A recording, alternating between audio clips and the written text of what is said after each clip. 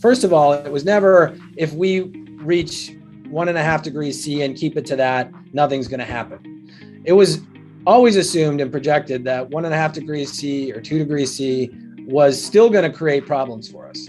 And we're seeing that. We're seeing what the climate looks like under, roughly 1 degree and 0.2 of warming. And we're continuing to go in the wrong direction, both in terms of emissions and in terms of warming. But in some senses, they were arbitrary goals in the sense that, 1.7 degrees, 1.8 degrees, 2.1, it didn't mean that if we went over those limits, we were going to fall off a table. They have always been targets to minimize the most extreme risks associated with climate change.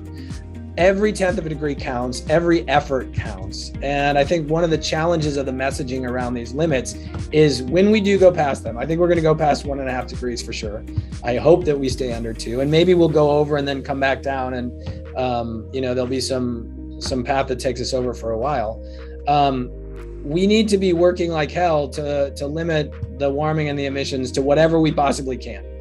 And if we cross 1.5, the last thing that we want is people giving up and saying it's too late, because this is a problem that we're going to be facing, throughout the century and beyond. And we need to be pursuing every tool in the toolbox to limit the amount of carbon we dump into the atmosphere. And whether that brings us to 1.5 or 2 or 2.2, whatever, it's going to be better than the business as usual scenarios that put us up over 3 or 4 degrees Celsius by the end of the century.